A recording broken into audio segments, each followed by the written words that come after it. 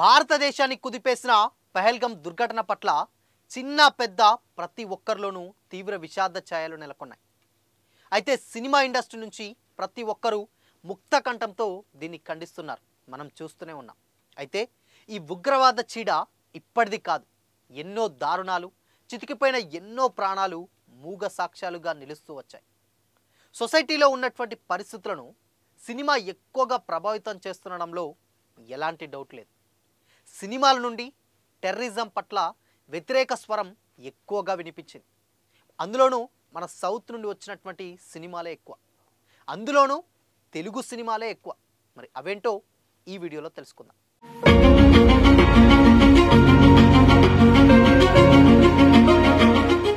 Hi, hello, welcome to Disha TV. Krishna Vamsi గారి డైరెక్షన్లో ఖడ్గంలో terrorist ఘాతకాలని చూపించినటువంటి తీరు అండ్ దేశభక్తిని రగిల్చినటువంటి విధానాన్ని తను క్లాసిక్గా మార్చేసింది. శ్రీకాంత్ గారు, ప్రకాష్ రాజ్ గారు, రవితేజ గారి క్యారెక్టర్స్ ఇప్పటికీ అవి ఎవర్ గ్రీన్ అనే చెప్పుకుంటాం. ఎందుకంటే దేశభక్తి పట్ల ఉన్నటువంటి క్యారెక్టర్స్ అట్లుంటాయి. మరి అవి ఈవెన్ సినిమాలో కూడా మనం చూస్తూనే ఉంటాం. ఎస్పెషల్లీ 90s జనరేషన్స్ కిడ్స్కి మాత్రం ఆ సినిమా ఫేవరెట్ మూవీ. ఇకపోతే నాగార్జున గారి ఆజాద్ సినిమాలో కూడా మతం ముసుగులో మారణహోమం చేసేటువంటి ముష్కరులు మన మధ్య ఎలా ఉంటారు అనేది రఘువరన్ ద్వారా ఆవిష్కరించిన విధానం కూడా చాలా అద్భుతంగా చూపించారు. అండ్ ఆ సినిమా కూడా అప్పట్లో పెద్ద సెన్సేషన్ క్రియేట్ చేసింది కూడా.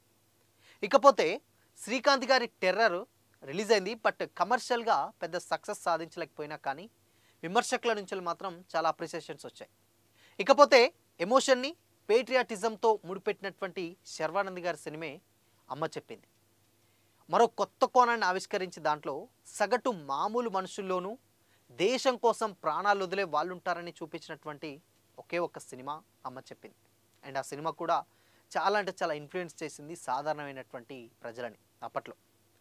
ఇకపోతే అడివిశేష్ గారు నటించినటువంటి మేజర్ కూడా ముంబై దాడుల్లో ప్రమాదకరమైనటువంటి సిచ్యువేషన్స్లలో మన వీరులు ఎదుర్కొన్నటువంటి పోరాటాలు అండ్ విజయం సాధించినటువంటి తీరును కూడా కళ్ళకు కట్టినట్లు కూడా చూపించారు మేజర్లో.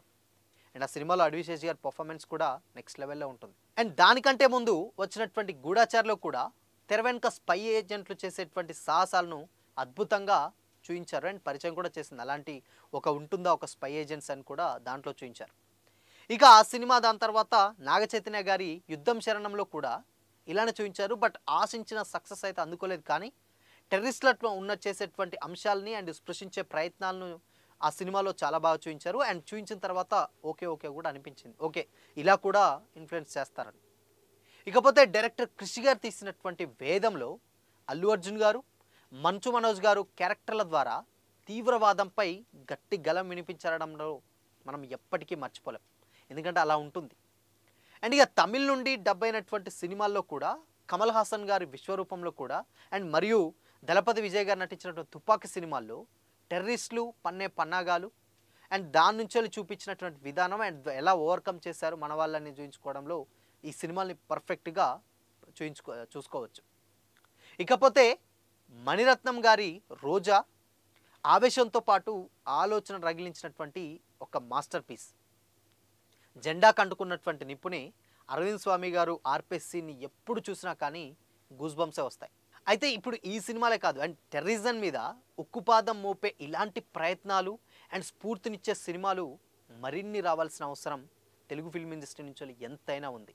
అండ్ సినిమా చేసేటువంటి ఇన్ఫ్లుయెన్స్ చాలా పెద్దగా ఉంటుంది కాబట్టి సినిమా వైపు నుంచి చాలా ఎక్కువగానే వ్యతిరేకతగా చాలా అంటే చాలా బాగా చూపించారు. టెర్రరిజం ఉన్నటువంటి పన్నాగాలు ఏంటి, వాళ్ళు చేసేటువంటి దారుణాలు ఏంటి అని కూడా చాలా బాగా ఇండస్ట్రీ వైపు నుంచి మాత్రం నెక్స్ట్ లెవెల్ సినిమాలు వచ్చాయని చెప్పడంలో ఎలాంటి డౌట్ అయితే లేదు.